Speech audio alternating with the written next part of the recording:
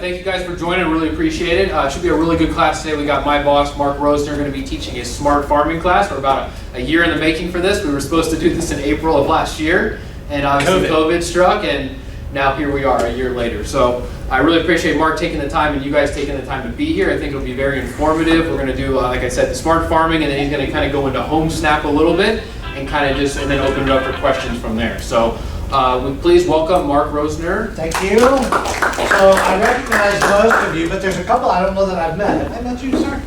Your name? Phil. Phil, welcome. Did you join in the last year? Yeah. Very good. And then gentleman in the back? John? John? Yes, sir. I don't think we've met. No, sir. How long you been in the business? A few months. A few months? Yeah. He just joined the Harley group. Yes. Oh, good. Yes, ma'am. Lakeisha. 3 Lakeisha. months. How many months? 3 months. Awesome. And Joe in the back? John. No. Okay, 2 Johns. I Yeah. know that. 3 Johns. Don't you I know these ladies. I know Earl. Yes, sir? Dan Sanford. Dan, have we met? We have not. Okay. That makes me feel better that I'm looking at all these faces and I haven't met you all, right? And it's not that I forgot you, it's just I haven't met you yet, right? So welcome to our company. You've joined real estate and started your real estate career at a time when nobody's seen anything like this, right? And I know some of the frustration that you have. I've lived it. I lived with it. My wife is a realtor out of the Hidden Hills office, and so I live with it every day, right? So how many of you feel like occasionally you're on a roller coaster in real estate with your career, right? How many feel like your income is on a roller coaster, right? Goes up and down and up and down and up and down, right? So real estate, for many of us, is like a roller coaster, right? So here is graphically one of the agents in your office and the units they have sold by month. So in April of 2020, they sold a unit. They didn't sell another one until August, right? So they're up here, down, back up. Actually, they had 2 months in a row where they sold one, and then they went a couple of months without any, right? That's the real estate roller coaster. You can tell that's me. Okay, I pulled these from the Oakleaf Office, but I don't remember who these people are. So it's the clear choice has admitted to this is him, right? And you've been in the business about a year? 2 years. 2 years. So here's another one. This one looks kind of cool, right? Sold one month, next month two. This is getting a little bit better, right? But it's still a roller coaster. And then there's several months, 3 months, 4 months, haven't sold anything. Here's another one, up and down, up and down, up and down. Now here's one that's getting a little bit better, right? They have a couple of months where they don't have any, but 5 in 1 month. What happens when you get under contract? I bet he or she went under contract in April of last year, right? And then what happens when you get that many contracts? You start working those transactions, right? You start working the inspections and the appraisals. What don't you do during that period of time? You don't prospect, right? So that's the key to these things is this individual got a bunch of business all at once. It was great. They worked so hard to get those to closing, and you have to do that. But by doing that, they weren't prospecting, and so they fell to nothing. Looks like this individual is really pretty good at handling 1 to 2 transactions a month, right? Because that's pretty much what they've done since July of last year. They've done 1 or 2 transactions every month, and it's kind of evened out a little bit. Look at this one. This is a really good, now while there's a little bit of a roller coaster, would you not settle for 1 or 2 a month and peak at 5 a month? Wouldn't you like that? Who wouldn't like that? Tell me if you don't like that. Depends on the taxes. So here's my view on taxes. I gladly pay Uncle Sam taxes because what that means is I'm making money, right? If I'm not making money, I'm not paying any taxes, right? I'd rather pay taxes. So let's talk about that roller coaster, right? So you got the idea that if you're not prospecting while you're working your deals, it's going to dry up. right? So how are you going to prospect? And listings. Let's talk a minute about listings. How many of you have an active listing today? Okay, one. How long has it been active? Well, it's technically not active, it's pending. Yeah. You Okay, don't have that. so you don't have an active listing. What happens when you take a listing? Within how long are you under contract? A couple of days, hours, right? Multiple offers, y'all know how to handle those. I know Kevin spent some time with you on handling multiple offers, right? But listings are the name of the game. It's okay if you get a listing and it sells in a day, that's okay. Get one the next day, right? First listing I ever got, I was, well, many of you don't know what Success School was, but that's the predecessor of Ascend, right? So I, remember, it was a 2-week program. I was halfway through. I get a call from somebody I'd worked with in retail, and her neighbor across the street was selling his house. For sale by owner, stuck the sign in the yard, was having an open house, right? So I said, okay, so I'm gonna go over there. So the next day I got all dressed up. I went over, drove the neighborhood so I knew what was going on. I had checked out MLS, so I kind of knew the neighborhood a little bit. When I drove by the house, there was a car parked out front, and I said, well, there's somebody in there. I can't go in, right? I don't want to interrupt that conversation. So I drove around a little bit, came back by, the same car was there, can't go in, drove around, came back by, still there, can't go in. And then I realized I was just being a chicken. I was fearful of knocking on the door. Anybody feel that way? Right? So I did my best Mr. Watson impersonation, so pulled up my pants, I said, okay, I'm going. Knocked on the door, he answered the door. John, I'm Mark Rosener, I'm with Watson Realty. Ron across the street mentioned you have your house for sale. I'm new in the business, but I'd like to do business in Riverbrook, and I understand you're having an open house. Would you mind showing me your home? He said, great. So I spent about 45 minutes with John and his wife Lynn, their son Ian. They had a dog whose name I can't remember, but I'm old, so that's okay, right? Anyway, I never once asked for the listing. Had a nice conversation with him, asked him what I could do for him. He said, well, I could use some flyers. So well, send me a couple of photographs, which was not easy back then, right? Because it was before the age of digital, to the extent that we have it today. But he did. I made a flyer. I was going to go back out, you know, and I wrote a handwritten note. Dropped off the flyers. I waited until I was going to call him back on Thursday to see how he was doing, right? On Wednesday night, he calls me. He said, Mark, I'm tired of this. I'm getting more phone calls from realtors than I am buyers. This is 2005, April of 2005.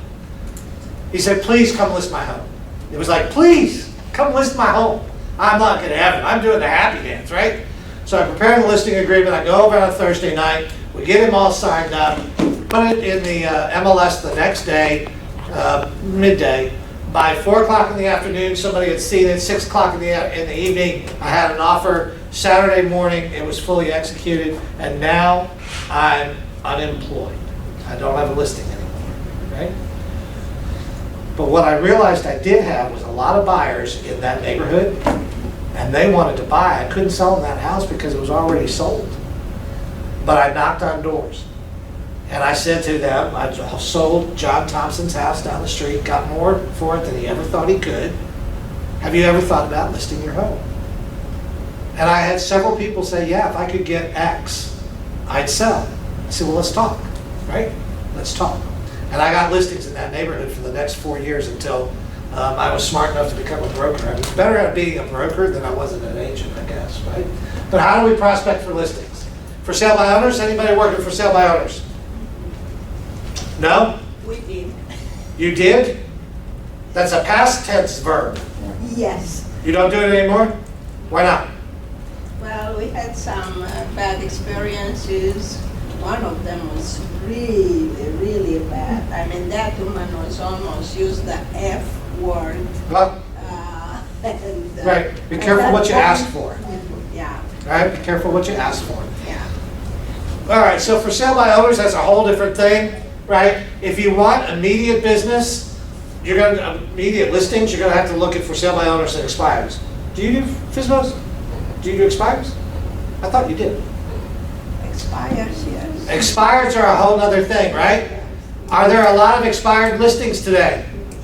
No, they all sell, right? What about those people that expired back maybe 2019 or 2018 that never sold their home? Do you think maybe they might want to sell now? I bet their house is worth more today than it was back then, right? So if you're going to work expireds, work 2018, 2019, 2020 listings, right? 2020 may be a little hard, but 18 and 19, work those expireds. You're going to get some immediate, right? But on expireds, what percentage of expireds that you contact are going to list with you? On average, National Association of Realtors. About 20, 25. 20 to 25%? No, 20, 25 listings contact the expires. Yeah, before you get your first listing. Yeah. Okay, so that's 1 in 4, right?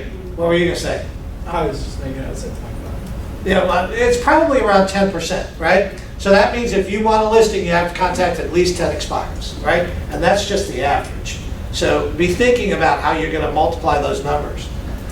Geographic farming, that's really what we're here to talk about today, because that roller coaster will even out if you have a very productive geographic farm. I'm telling you, I've seen it, I've done it, my wife does it, I've seen it over and over and over again. So we're going to talk about that in a minute. Circle of influence. How much of your business, how much of the company's business comes from circle of influence, past customers, that kind of thing? What do you think? It's like 90%. He says 90. 70. 70? Earl, you think that's about right? Yeah, 75. 70. 80? It's between 75 and 80% of your circle of influence. Why is that? Those are the people that know you and trust you. Right? I agree with that. However, let me throw something else out to you.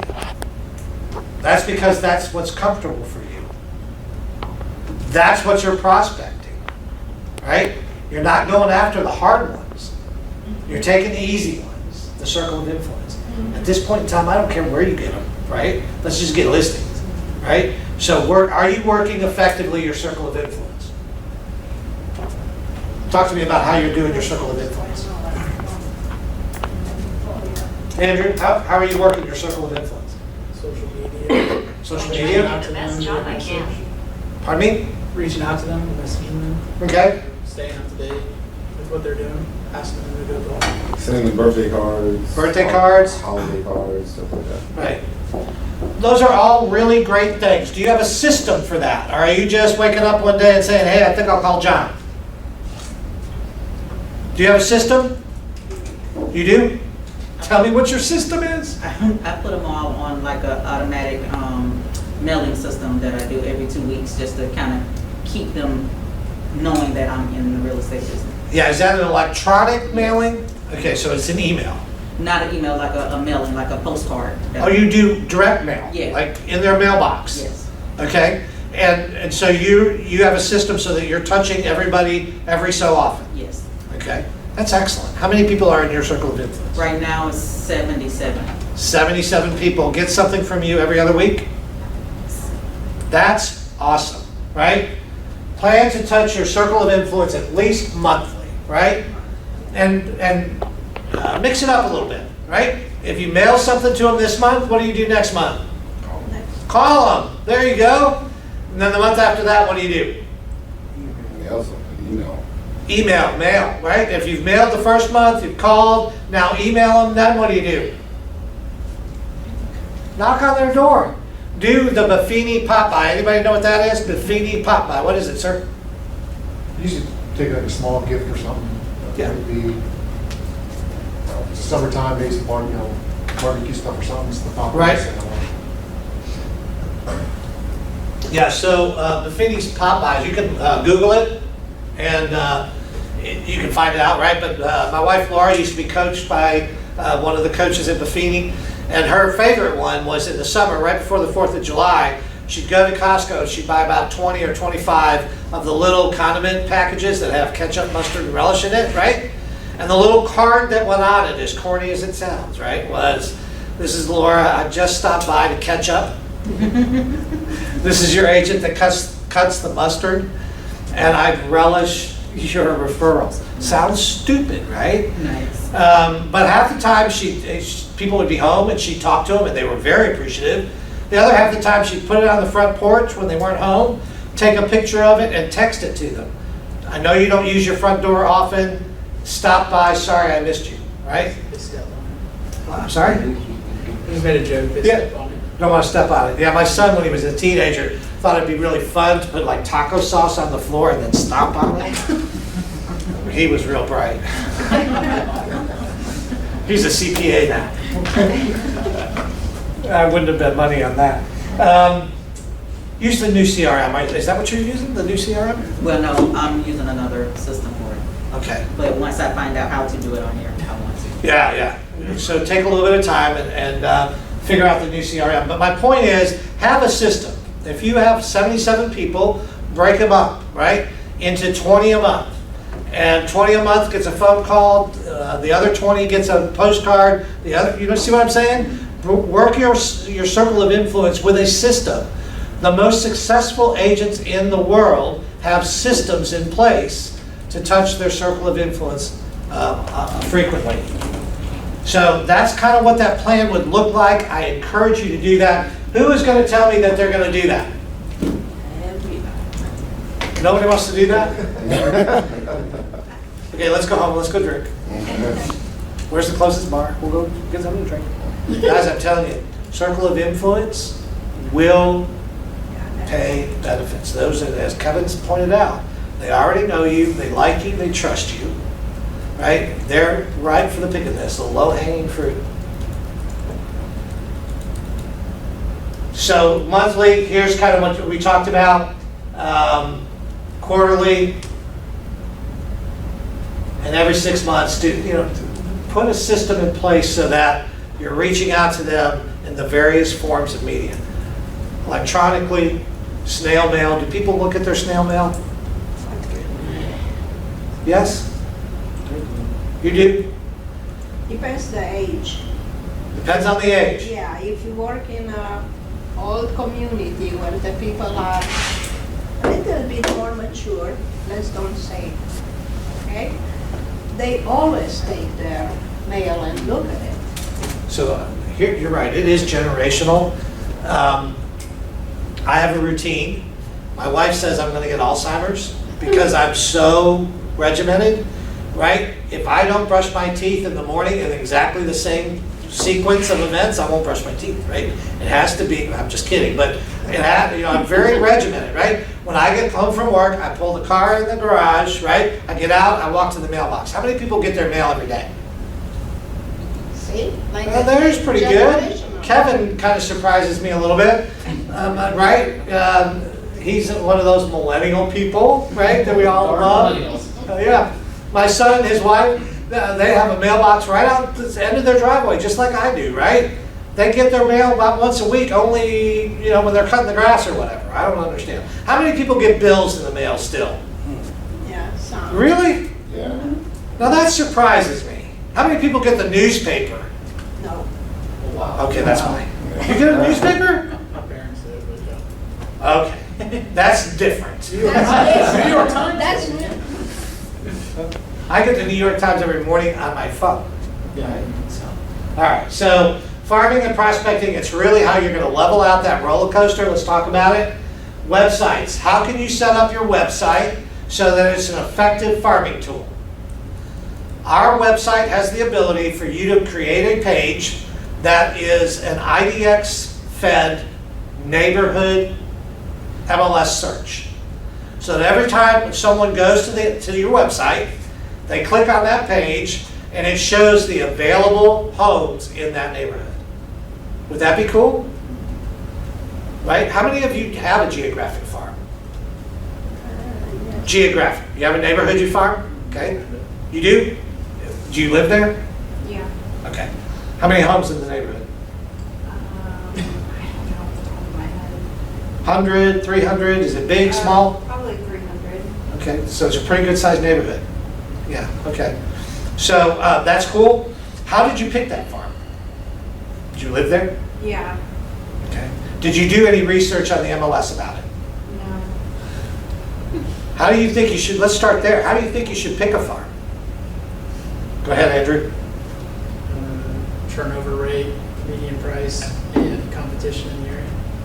Perfect. Everybody get that right? So how many homes sell in that neighborhood a year, right? If you really farm effectively, you might get 30%, 25 to 30% of the listings that sell in that neighborhood, right? If 5 listings sell, how many does that mean you have the potential to get? 1.5. 1.5, right? Is that enough to feed your family? No. Yes? Well, no. 1.5. How much money are you spending, right? Ramen's pretty cheap. Ramen's cheap, okay? We have another millennial in the group, right? So make sure that enough is selling in that neighborhood that it's going to be productive. And then you want to take a look at, does anybody dominate that neighborhood, right? Doesn't that make a difference? Yeah. Yeah. So let's talk about, everybody know, gosh, what's her name? It's escaped me now. Debbie Shagney. Oh, yeah. Everybody know Debbie Shagney? I know. Ever heard of her? Right? She's typically the #1 sales associate in Watson Realty Corp every year, right? Either she or Jan Shields. Jan's not as much of a geographic farmer. She's a luxury beach person. Debbie is a very effective farmer, right?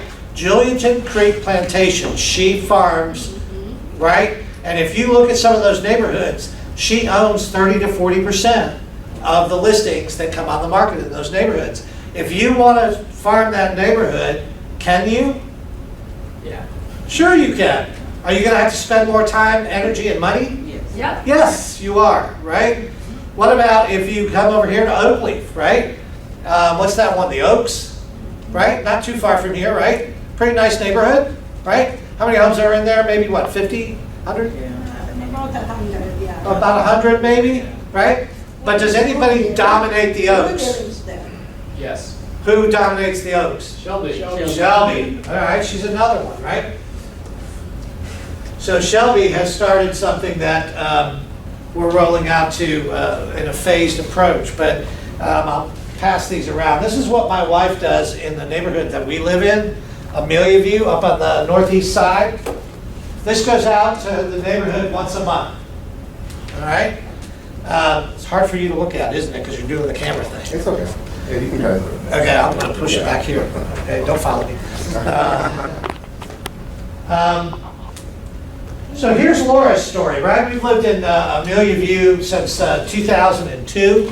When I got into the business, I farmed it, not nearly as well as she does, but I was getting probably about 15% of every listing in that neighborhood I was getting. And at the time, there were probably about 20 to 25 homes sell a year. Not bad, right? So Laura takes over. When I become a broker, she starts marketing. At first, it was both of our pictures, Mark and Laura, right?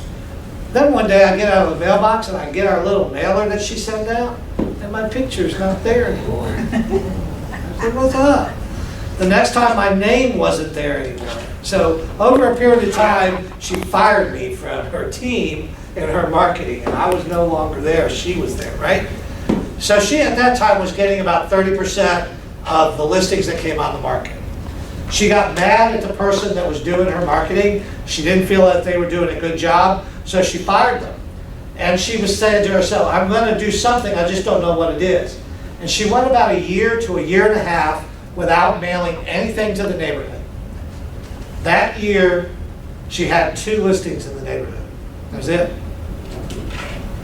She found these people, Real Marketing, and she started that 3 years ago. Last year, 40% of whatever sold in Amelia View, her name was on it, right? 40%. Her average price point in the neighborhood is about $400,000, and I think she sold 15 homes in the neighborhood. And I'll tell you what, her phone started ringing last March, around March 15th. What happened last March 15th? Everything shut down. Sellers were calling her, wanting to put their house on the market. They needed to move for some reason. They wanted to make sure they did it safely. She put together a plan to safely show the homes, and she listed, I think, 4 homes between March and May of last year, and sold them all within a couple of days. Right? Yes, Your ma'am? name is still here. My name is there because that's mailed to me, because I live in the neighborhood, right? So she's not marketing me, she's selling to Mark me. and No, your name is at Laura. the bottom. It Huh? said It's on prepared. the bottom, Is that Mark and prepared? Laura. You're at the Sorry. bottom. What? Right here. It says prepared for. No, that's, so what this company does is it knows who lives at every house. So my next door neighbor says Ron and Susie, right? So you really are phased out, okay. I am faced out. Believe me, I'll tell you. We didn't mean to Phased get out. you excited, sorry. But before we get too deep into that, let's go back to the website. So that website page, right, somebody clicks on that, you can set it up so it shows them active, pending, and sold within the last 6 months. You save a search in IDX, you upload it into that website, and now people can go to your website and find out what's going on in their neighborhood. Do you think that might be valuable to your, what neighborhood are you? Oak Point? There's so many different names. Yeah. So you can create a page. Do you think they'd find that valuable? Yeah. On that page, not only do they get to see what's available, but they can also hit what's my house worth. And when they click on that, who gets that information? You do, right? How cool is that? Have a special events calendar on that page, right? So on that website page, right, it's got click here for what's going on in the neighborhood, it goes to the IDX. If they click another button, it shows what's going on in the neighborhood. Not as important now in COVID because most neighborhoods aren't doing a whole lot, right? But they're starting to. Do a welcome to the neighborhood picture. When somebody new moves into the neighborhood, go to their house, say, hey, I'm Mark Rosener, I'm with Watson Realty. I live in the neighborhood, also sell in the neighborhood, but I'd like to welcome you in my newsletter. How many people are going to say no? They put their kids out in the front yard, with a welcome sign, and how cool is that? Use a lot of pictures, not a lot of words. I think the biggest mistake that realtors make is they try to do a lot of words about why you pick me. People don't care about those words, right? And quite frankly, they don't care that much about you until they know you, like you, and trust you, right? So don't try to sell them on that. Do people want to buy? Yes. Do they want to be sold? No, right? Don't sell, serve. Use a lot of links back and forth to things that are going on in the neighborhood. That raises your SEO. People can find it when you're on the, right? Postcards. Either postcards or something like that. Be consistent. Monthly is best, right? If you're not mailing monthly, you're probably not going to be as effective, right? Mail something every month. Do you mail something that says, I'm the best realtor in the world? Tell me, talk to me. Who's going to mail, I'm the best realtor in the world? Please don't, because people don't care, right? What do people care about? What's in it for them, right? People that do business with Debbie Shagney don't do it because she sells 100 houses a year, right? They do it because they think she's going to provide value to them. What's in it for them, right? We've got a really great marketer over here, the Clear Choice. God, I'm telling you what, I think that's a great logo. It's perfect, right? But it's what's in it for them, right? That's what you got to talk about. Lots of pictures, no words. Market update. People like to see that right? How many of you have seen the house down the street sell? What's the first thing you do when you get home? You check it out. And some of you don't even go home. You just pull up your HomeSnap app and you push it, and there you go. It's sold for whatever, right? You want to know. Well, you know what? You're not alone. People in the neighborhood want to know what their neighbor, they're nosy. They want to know what their neighbor sold for. Partially because they want to know what it sold for and how much money they made. The other piece of it, they want to know what my house is worth, right? Plan it out for at least 6 months, right? The ideal thing about this is every month they send Laura a proof, she approves it, and it goes, right? Most months, she only sends a couple of emails, hey, change this, change that, and off it goes. Set it up so that it goes without you having to think about it. The people that market monthly to a neighborhood They do it consistently and systematically, but they plan it out. Yes, ma'am? So I was looking at that, which I find very impressive. I noticed where it says what's sold and what's sold and what's sold. Do these people also do the research to see what's sold in that area? Or does she have to do that? Or they put the whole package together and just put her name in it and she looks at it from that aspect? They have paid to have MLS access, Okay, so they pull that information every month for her. okay. For the first 6 or 7 months, we checked it every month to make sure it was right. We never found a mistake, so we don't check it anymore. Okay, awesome. And I say we because I'm her assistant. I may be regional vice president, but I'm Laura Rosener's assistant, right? Talk about special events in the neighborhood. The point of the matter is you want to touch base with people. When Laura goes on a listing appointment with someone in the neighborhood that she doesn't know, which is, she knows more than half the people in the neighborhood by name, right? Waves to them, all that. But if she goes to somebody's house that she doesn't know, guess what's sitting on the kitchen table when she gets there? These are. They read them. They look at them. They like them. They're pretty, right? Does she also, excuse me, does she also get some mailed to her, therefore she can take them and take them to places too, or no? No. Okay. It is so neighborhood specific that it wouldn't work going someplace else. Okay. It is so neighborhood specific that it's only important to the people that live in that neighborhood. All right. Thank you. Good question. Buffet style Popeyes, that really works in the neighborhood, right? If you just mail and do nothing else, you'll be successful, but not nearly as successful as you'll be if you meet the neighbors, right? She goes to every HOA event. If there's a cookout, trivia night, whatever it is, she goes, right? Those are usually the nights that I have to work late or whatever. So I'll tell you a story about our neighborhood, right? So Mr. Watson came to the office and talked to us one day when I was listing and selling. And he said, really, you should pay your mortgage from the neighborhood you live in, the money you make off the neighborhood you live in. Does that make sense? Right? That's what you're trying to do.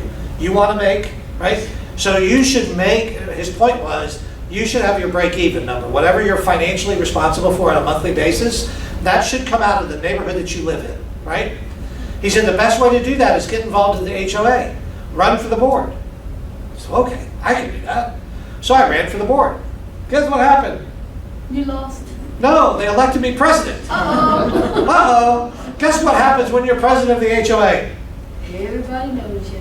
Everybody knows you, but half of them you've pissed off because the decision you made they didn't like, right? Oh, no. So after Laura started, maybe that's why she took me off of her marketing, because at some point in time she told me, Mark, you need to resign.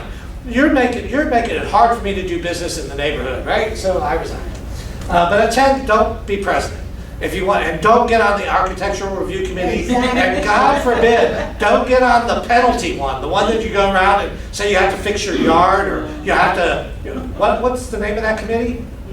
They come. Architectural is the one that they check everything. My husband was in Hamilton Glen when we lived there. Yeah. And everybody hates me. Yeah, see? He sent a letter to cut the grass. Yeah. He sent a letter about, and I said, you know what, you better stop doing it. Right, but you're right? So don't get on that committee. It's a bad committee to be on. Don't do anything that people are going to get mad at you for, right? Join a neighborhood club. Many of your neighborhoods have book clubs, bike clubs. My neighborhood has a running club. You know, we don't do it together, but every morning there's about 12 of us that are walking between 7:30 or 6:30 and 7 o'clock in the morning, right? And we wave to each other. We know everybody's name. It's great, right? We don't know where they live. I don't know where they live, but anyway, I can look it up. Coordinate. This is a good one. Everybody know, or anybody know about Haven Hospice? You're lucky that you haven't really had to use Haven Hospice. It's a great organization. Was a lifesaver when my mother-in-law passed about a year and a half ago. But we NEFAR. NEFAR has a truck, right, that for Haven Hospice that is logoed with NEFAR on it, right? And you can call Haven Hospice, right? And they will send the truck out to your neighborhood, park it in the amenity center, right? And at the end of a garage sale, anybody that wants to donate whatever got left over can bring it to the truck. And then what do? You put a table out in front of that truck with a Watson tablecloth on it and a "I'm the best realtor in your neighborhood" type thing, right? Be careful how you word that, because it's a violation to say "I'm your neighborhood realtor." Did you know that? Yeah. You can't do that. You can't say "I'm your neighborhood realtor." Can't put any descriptive word in front of realtor in your advertising. That's right. That's right. You're Right? Yeah. Wouldn't that be cool? How many of you think that might be a good idea? How many of you have a neighborhood that, don't you think that's a great idea? How many of your neighborhoods have a garage sale once a year? Like a sponsored, right? Everybody does garage sales, right? Don't do one, right? Because you want to drive around and talk to everybody else that's doing one, right? Or if you do, get your kids to run it, right? Something like that, right? And have that truck parked in the neighborhood with your name all over it, right? Get yourself a banner that said "The Clear Choice." I can see it now. What a great idea. It works. Social media. We've got a social media maven over here with Andrew, right? So the key with social media is mix up your personal and your business. It can't all be about your business. People want to get to know you, right? Best pictures are like grandkids.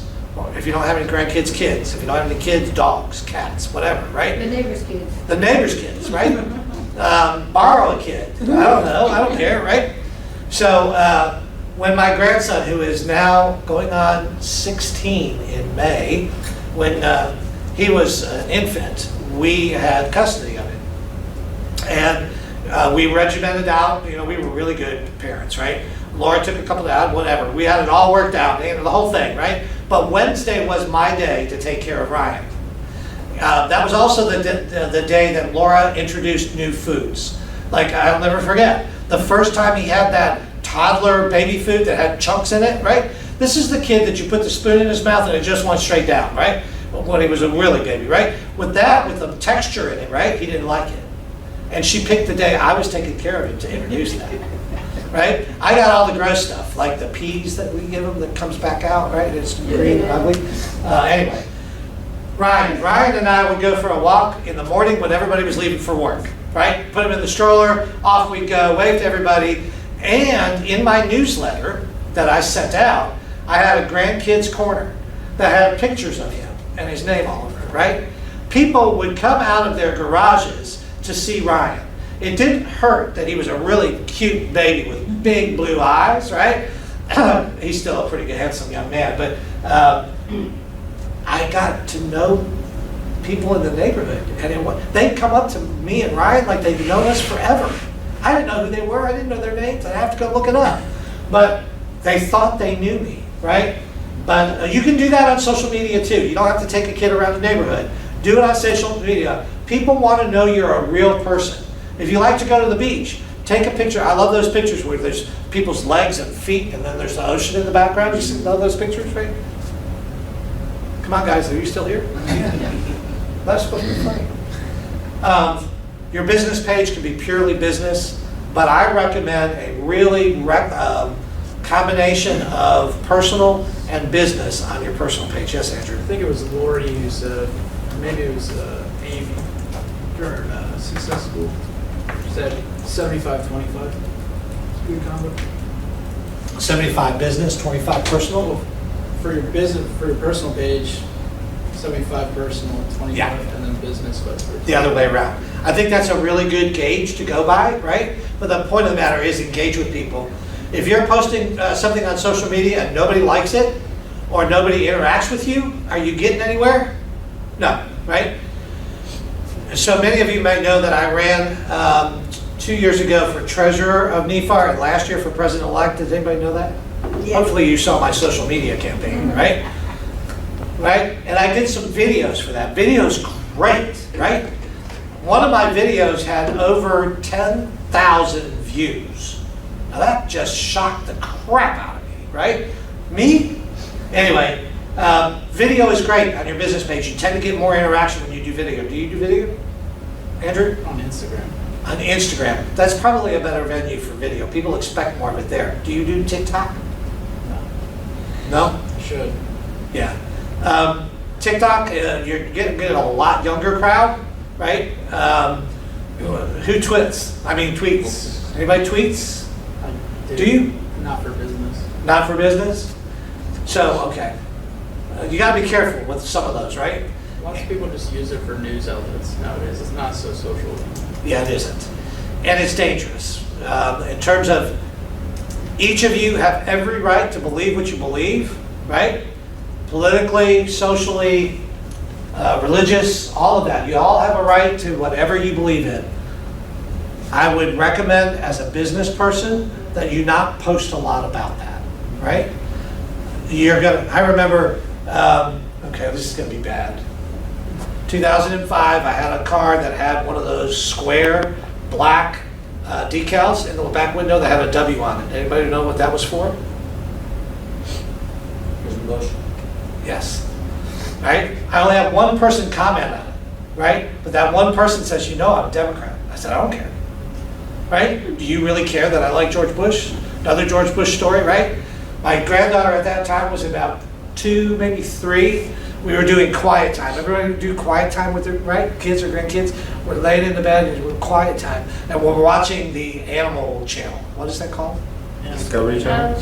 Animal Planet. Channel? Could be one of those. Animal Planet, right? Animal Planet. Animal Planet, that was it, right? And there was a show on there, Corbett. John, what's his name? Corbett? Somebody Corbett, right? I don't know, it's old, right? It was like in 1990 something, right? Maybe 2000. Anyway, my little 2.5-year-old says he's a hottie. And I was like half asleep and I hear my 2.5-year-old granddaughter say he's a hottie. I said, what? She says, yeah, my mommy says he's a hottie. And she thinks George Bush is a hottie too. I thought, oh my God, here we go. Link to your website. Make sure that your website is linked to social media and vice versa, especially your business page. Be consistent with your post. Don't post and then forget about it for 6 months. Do something along the lines, right? And don't do just Facebook. Instagram is important. What other social media? LinkedIn. LinkedIn is getting to be more and more social and less business, right? Right? So remember that you're posting everywhere. And then HomeSnap, right? So I was going to show you how HomeSnap works, but here's the thing. When I put my phone hooked up to the Wi-Fi to be able to project it on the screen, it won't do for me what I want, right? So this is what I'm going to try and see if I can show you. Everybody have a HomeSnap app? Who doesn't have a HomeSnap app? You all do? HDMI 2, I believe, if you want to get to the Apple thing.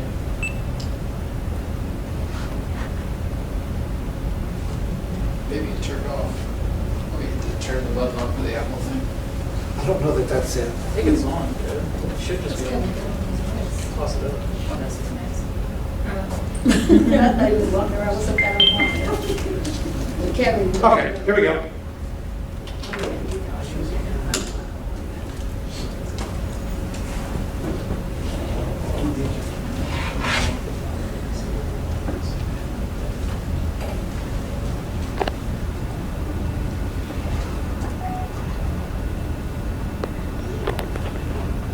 Okay, here's my HomeSnap app. Again, this is a screenshot, but on your HomeSnap app, you have the ability to ask it to tell you a likelihood to list, right? When you do that, so you do a search, it's probably location, right? It should be right around here. Turn on your likelihood to list filter. And you're going to see a screen that looks very similar to this. The orange is most likely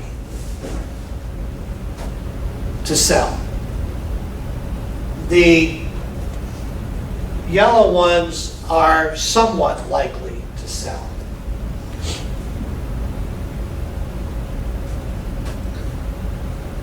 And then if you hit the bottom, you can start to get lists of what's most likely to list, right? And if you click on that, there was a problem. That's what happened the last time, right? So it won't tell you, but what that does is it tells you who owns the property, it gives you email addresses, it gives you phone numbers, right?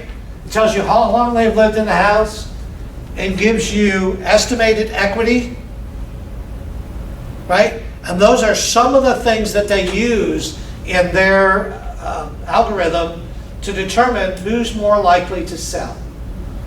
So in your farm, right, that 300 home farm, I'd do this if I were you, right? And I'd find out who's most likely, and if I was going to do a pop buy, that is certainly one that I would go to, right? If this one's off market, about a $270,000 house, and it's most likely to sell or to list. Those are the ones that I probably schedule a pop buy to go see. What do you think? Yeah. All of you are kind of buried in your phone. Craig, are you getting it? No, it didn't work? Huh? Did you get it, Andrew? Yeah.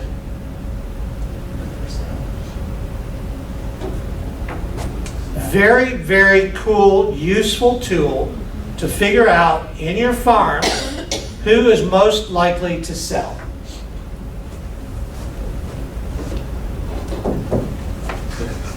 Got to have a techie person. Yeah. Yeah. You can put your neighborhood, and then you receive emails, Yes. updates, yeah. I get email updates. This HomeSnap app is really cool I too. like it. I love it. Yeah. Yeah. So you get a new listing, 5 agents write an offer, multiple offers, right? You can go on HomeSnap and you can find out how much business that agent has done. Yeah. That's exactly what I use it for. Is that what you use it for? How cool is that, right? You can figure out how experienced the agent is, right? Now, part of you will be able to look at the contract and figure out whether they know what they're doing or not. But this will tell you how much business they do. And you can, I think, even find out how much business they do in that area, right? So HomeSnap is a great tool for you to use for prospecting in your geographic farm. And I'd encourage you to do that, right? And I'm sorry, I don't know this young lady's name. I'm sorry. Ashley. So I bet you Ashley is going to do HomeSnap in her neighborhood, in her farm, and right? Are you doing that? Yeah. Are you doing the most likely thing? Yeah, Did you I know about haven't- I that? haven't done the pop by yet, but that's something to think about. Yeah. Yeah. So the key is you got to be creative about it. You have to figure out if these people are most likely to sell by this algorithm, right? How can I reach out to them so I'm the person they come see when it's time to list? So I've been talking to Kevin. He helped me write a letter that I'm gonna do, and so this is what I'm gonna use that letter for, is finding these most likely to list and try to send it to the emails that I find. Yeah, because it does give you emails, Yeah. right? Which is, I don't know how they do that, but I think I that's don't really know cool. either. I haven't looked up my house to know if they got my email. And Probably. The other nice thing, it tells you who's on the do not call list. See, there you go. What's that? It tells you who's on the do not calls. Yeah, so it'll put a little red square that says do not call list on by the number. Yeah. So I think the key to getting off the roller coaster is being systematic about the way you do your business, right? If circle of influence is going to be a big piece of your business, right? Find a system that reaches out to your circle of influence on a regular basis, mix it up. But figure it out, right? How many of you wake up really early in the morning? Me. Okay? Great. That's a great time, because how many people want to be called at 5 o'clock in the morning? Not too many people. Don't call me, right? I'm up, but don't call me. How many are late night people? Like to stay up late? Okay, I figured. Yeah, there you go. That changes, by the way, as you mature, right? Is that good? I can say No, I stay late and I send You stay late? emails at 3 o'clock in the morning, Yeah. and I wake up again. Really? Does she send you emails at 3 o'clock in the morning, Kevin? I've done some, yeah. Right, does he answer them? But you know what? What? You know who answered? Mark answered from mortgage. Mark Meacham at 3 o'clock in the morning? Yeah, I was surprised. I just said something and Mark answered. 3 o'clock in the morning. Anyway, use that time when you can't be prospecting to figure out how you're gonna prospect, right? And be systematic about it, right? Most realtors that are on this roller coaster and are ones that don't have systems, right? So I like to brag on Laura and, wrong one. I love to brag on my wife. No offense to anybody in the room, but she is my favorite realtor. She sold 22 units last year. 20 of them were listings. And most of those listings were either in our neighborhood or were referrals from our neighborhood, okay? And she sold something every month. She closed on something every month except for August last year. So, and I apologize, right? But we'll pick on this one again, right? He's doing a great job of prospecting. He's getting business. But then when he gets that business, he's shutting down his prospecting a little bit, it looks like to me, right? This is just on paper. I don't know how you do your business, but that's the indication I get from this, right? Who gets really excited? Who does the happy dance when they get a listing? Please tell me you do. I have not I'd done- love to see you. Oh, you haven't had one yet?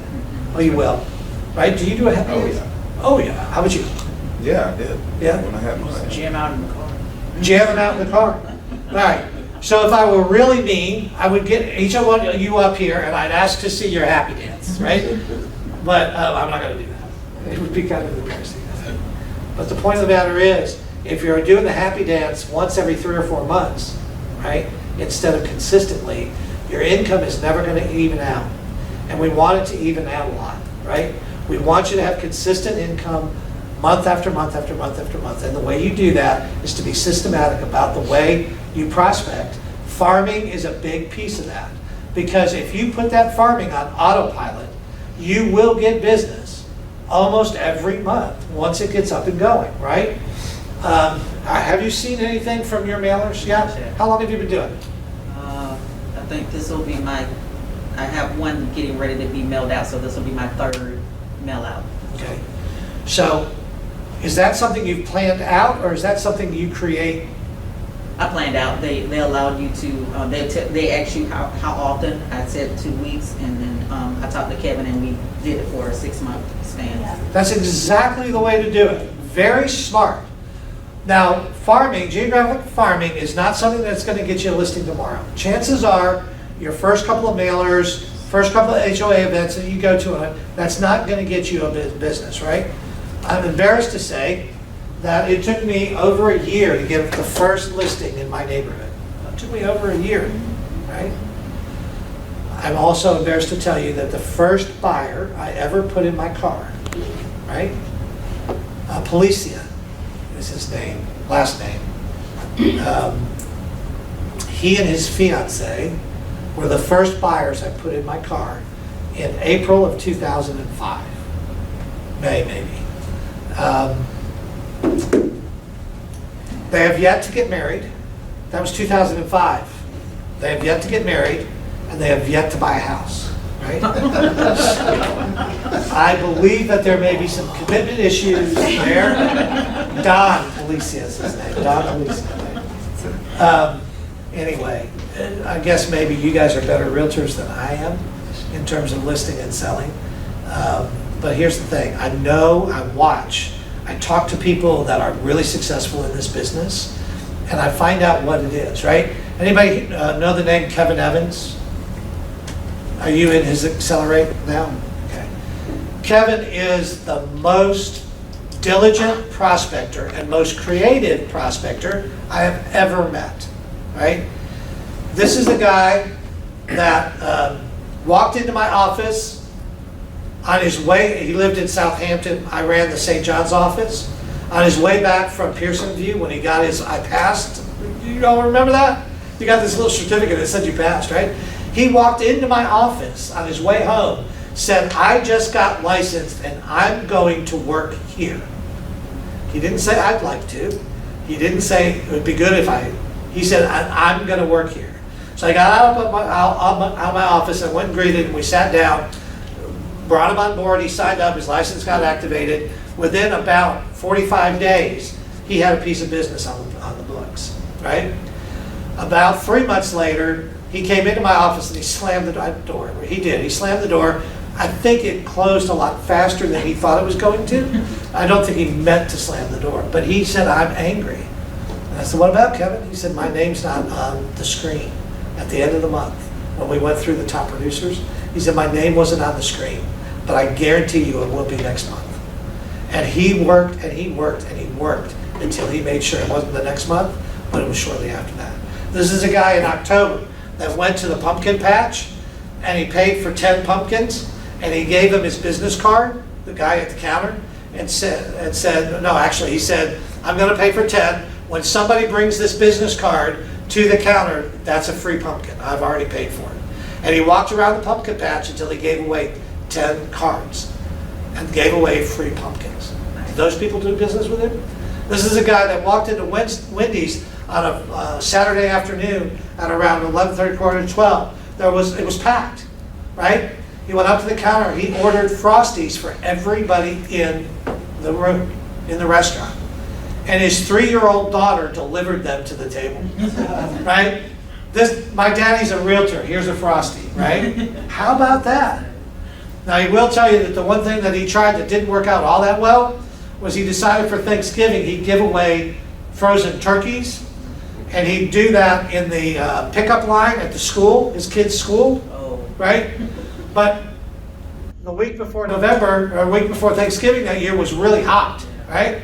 So he got all these frozen turkeys, I don't know how many he had, 10 or 15 miles, right? And they're thawing and they're becoming slimy. Everybody know what a slimy turkey's like? And he's feeding these turkeys through windows in the don't do that.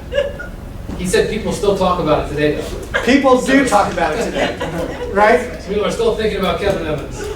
That may have been his best prospecting, right? Because people still remember the slimy turkey they gave him. He gave him, right?